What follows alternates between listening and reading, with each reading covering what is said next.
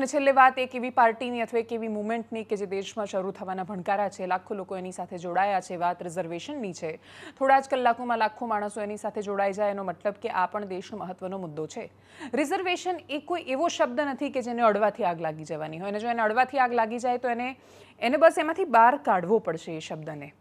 તમે રિઝર્વેશન શબ્દ બોલો અથવા તમે માત્ર એટલું પણ બોલો કે અનામત પર ચર્ચા કરવાની જરૂર છે અથવા એના વિશે વાત થવી જોઈએ, તો અચાનક જ એક આખો સમુદાય વિશેષ છે ભડકી જાય છે, એની અંદર આગ લાગી જાય છે.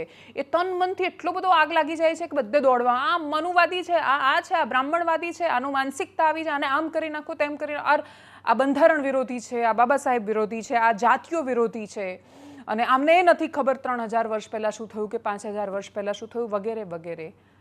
કોઈ માત્ર એટલું કહી રહ્યું છે કે આ વિષય પર વાત થવી જોઈએ, ચર્ચા થવી જોઈએ, ડિબેટ થવી જોઈએ. તમે સહમત હોવ કે અસહમત, જે બંધારણની દુહાઈને, જે બંધારણના આધાર પર આપણે અનામત નામના શબ્દની વાત કરીએ છીએ, એ જ બંધારણમાં ફ્રીડમ ઓફ એક્સપ્રેશન છે, એ જ બંધારણ ડિબેટ અને ડિસ્કશનને પરમિશન આપે છે, અને એ જ બંધારણ કહે છે કે વાત કરો. એટલે રિઝર્વેશન શબ્દ પર વાત કરતા બાકીના લોકોને ડર લાગે કે ન લાગે, આ દેશના દરેક પક્ષને ડર લાગે છે, અને આ દેશના એક પણ પક્ષમાં એટલી તાકાત નથી કે વાત પણ કરે, એ શબ્દ પણ બોલે, કે દેશનો એક નેતા પણ સામે આવીને એવું કે અમે રિઝર્વેશન પર વિચાર કરીશું, ચર્ચા કરીશું, શું ફાયદા થયા એનો રિપોર્ટ આપીશું, શું ગેરફાયદા છે એનો રિપોર્ટ આપીશું, બાકીના જે અન્યાયો છે એની સામે વાત કરીશું, શું શોષણ દમન બંધ થઈ ગયું છે? જવાબ ના છે.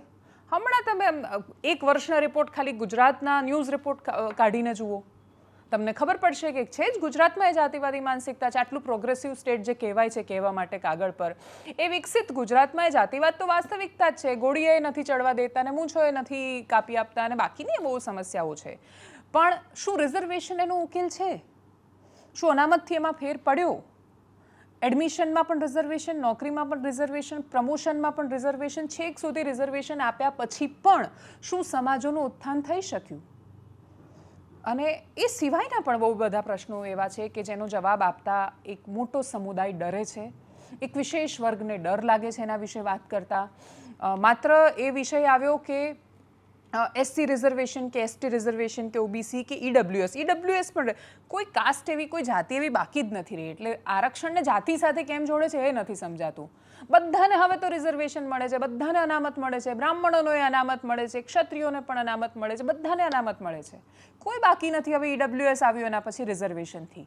તો જ્યારે રિઝર્વેશન પર વાત, વિચાર, સંવાદ જેવી કોઈ પણ વાત આવે છે ત્યારે એ બધાને લાગુ પડે છે. આ દેશના દરેક સમુદાય હવે બધા જ આરક્ષિત છે આ દેશમાં. 100% રિઝર્વેશન કરી નાખશો ને એનો કોઈ અર્થ નહીં રહે તો વિષય અલગ છે, બાકી બધાને રિઝર્વેશન મળેલું છે. એ સ્થિતિમાં રિઝર્વેશનથી કોઈ જાતિ વિશેષ આહત થવાની જરૂર નથી. હવે એની સામે શરૂ થયેલી મુવમેન્ટ એના પરિણામ સુધી પહોંચે તો બહુ દૂરની વાત છે. એ ચર્ચા સુધી પહોંચી શકે છે કે કેમ, એના પર બધાની નજર રહેવાની છે, અને એ વિષય પર ચર્ચાથી કોઈએ ન ભાગવું જોઈએ. અને દરેકને જ્યારે હવે રિઝર્વેશન મળતું થયું છે ત્યારે હવે આરક્ષણમાં સમાનતા છે, અને એટલે જ હવે આરક્ષણથી કેટલો ફાયદો થાય છે. આર્થિક રીતે પછાત માણસોને કેટલો ફાયદો થયો, સામાજિક રીતે પછાત માણસોને કેટલો ફાયદો થયો, શેડ્યુલ કાસ્ટને કેટલો ફાયદો, શેડ્યુલ ટ્રાઇબને કેટલો ફાયદો, એના વિશે વાત થવી જોઈએ. શું કામ એક જ સમુદાયમાં ચોક્કસ જાતિઓને જ સતત રિઝર્વેશન મળ્યા કર્યું? એનાથી નીચે સાવ અતિશય ખાલી ટિકિટ મળે છે ને જે ચૂંટણીમાં પ્રતિનિધિત્વ માટે. અમદાવાદમાંથી તમે એસસી એસટી ને બાકીના આખા રાજ્યમાં જ્યાં જ્યાં રિઝર્વેશનનો ડેટા છે ત્યાં કાઢો. એસસીમાં પણ કઈ જાતિ છે, કઈ સરનેમ એવી છે કે જેને સતત ટિકિટ મળી, કઈ 2 કાસ્ટ એવી છે જેનું જ પ્રતિનિધિત્વ સૌથી વધારે હોય છે, એસટીમાં શું છે, આર્થિક અનામતનો ફાયદો કોને મળી રહ્યો છે. આઈએએસનું હમણાં જ યુપીએસસીના રિઝલ્ટ પર ઇન્ડિયન એક્સપ્રેસનું ઇન્વેસ્ટિગેશન હતું ને, જેમાં ડેટા સામે આવ્યો હતો કે લાખો રૂપિયાની ફી ભર્યા પછી આઈએએસ બનવામાં ઈડબ્લ્યુએસના આધાર પર લોકો પાસ થયા હતા. એટલે તમે આઈઆઈટીઝમાં ભણી શકો છો અને તમે લાખો રૂપિયાની વર્ષની ફી આપી શકો છો, અને છતાંય તમે આર્થિક રીતે પછાત છો. કેવી રીતે? મમ્મી પપ્પા બહુ જ મોટા અધિકારીઓ હોય ને તોય તમે ઈડબ્લ્યુએસની કેટેગરીમાં ફોર્મ ભરી રહ્યા છો. તો અનામત શું ખરેખર એનો ઉદ્દેશ્ય છે સૌ કરી રહી છે, અને મૂળ વાત એનો ઉદ્દેશ્ય જે હતો એ આટલા વર્ષોના ઇમ્પ્લિમેન્ટેશન પછી સૌ થયો કે કેમ? જો કે આ વિષય એવો છે કે જેનાથી બધાને ડર લાગે છે, અને નેતાઓને ડર લાગે છે, કેમ કે દેશમાં નીટનું પેપર લીક થવાથી તમારી વોટ બેંકને કોઈ ફરક નહીં પડે, કોઈ અસર નહીં થાય. રિઝર્વેશનનો આર બોલવાથી તમારી વોટ બેંકને એટલો મોટો ફરક પડી જશે કે તમારી ચૂંટણીની હારજીત પર આખી આ વાત આવીને ઊભી રહી જવાની છે. અને એટલે જ જેની સંખ્યા એટલું એનું બળ, અને રાજનીતિમાં SC ST OBCનું સૌથી વધારે બળ છે અને એટલા જ માટે એ સૌથી પ્રભાવી અવાજો પણ છે. હવે એ અવાજોનો અને સૌથી મોટી વાત, એ પ્રભાવનો એમને ફાયદો કેટલો થયો એ વાતનો જવાબ એ જાતિના નેતાઓએ પણ આપવો પડશે. કેમ કે સરકારી નોકરી દેશમાં 2%, 2-3%, 4% જેટલી હશે કે જ્યાં રિઝર્વેશન હશે. બાકીનું બહુ જ મોટું એટલીસ્ટ 90% જેટલું પ્રાઇવેટ સેક્ટર છે, ત્યાં કોઈ રિઝર્વેશન નથી. અને ત્યાં રિઝર્વેશન નથી એટલે પ્રતિનિધિત્વ એવું નથી. એ સ્પર્ધામાં નાખવાનું ભૂલી ગયા છે. એના માટે તૈયારી કરવાનું માનસ નથી ઊભું થઈ શક્યું. બહુ જ બધી સમસ્યાઓ છે. અને મૂળ વાત રહી વાત સમાન હકની.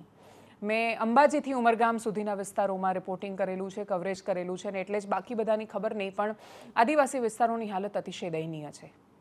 રિઝર્વેશન જે મળે છે એનું સૌથી મોટું લોજિક જો તમને ત્યાં સમજાવવા જાય તો એની સ્પર્ધા જ અલગ લેવલથી શરૂ થાય છે. મારે અહીંયા અમદાવાદમાં રહીને એક જગ્યાએથી બીજી જગ્યાએ જવું છે, હું 1 કે 2 કોઈ વાહનો પકડીને જઈ શકીશ. ત્યાં તો ગામોના ગામ એવા છે કે ત્યાં એક ગામમાંથી બહાર નીકળીને તાલુકાના મથક સુધી પહોંચવું એ આખી જિંદગીનો સંઘર્ષ નીકળી જાય છે. એટલે તાલુકાના મથક સુધી પહોંચવામાં એક પેઢીનો સંઘર્ષ લાગે છે. જ્યાં 7 પેઢીથી લોકો મજૂરી કરે છે, એની પેઢી નીકળી જાય પણ એ એક રાઉન્ડ ન ક્રોસ કરી શકે એ પ્રકારની દારૂણ સ્થિતિમાં જીવતા માણસો છે, જ્યાં આપણે સમાન હક નથી આપી શક્યા. એટલે વાત માત્ર તકની છે. એને તક સમાન આપો. સમાન તક આપવામાં ફોકસ નથી કરવું અને પછી એવું કહીશું કે આખી જિંદગી અમે તમારો ભાર ઉપાડીને તમને ક્યાંય સુધી લઈ જઈશું. એ શક્ય જ નથી. સમાન તક કોઈ માંગતું નથી અને રિઝર્વેશન પર ચર્ચા કરવા કોઈ તૈયાર નથી. સાંભળીએ નેતાઓ ગુજરાતમાંથી જે બોલ્યા છે રિઝર્વેશન પર શું કહી રહ્યા છે, એમને સાંભળીએ. રિઝર્વેશન હટાવો આંદોલન RHA અને રિઝર્વેશન હટાવો મુવમેન્ટ, રિઝર્વેશન હટાવો મુવમેન્ટ ગુજરાત, આ બધાના નામે ઇન્સ્ટાગ્રામ અને ફેસબુકમાં જબરજસ્ત ઐતિહાસિક કેમ્પેઇન ચાલી રહ્યું છે.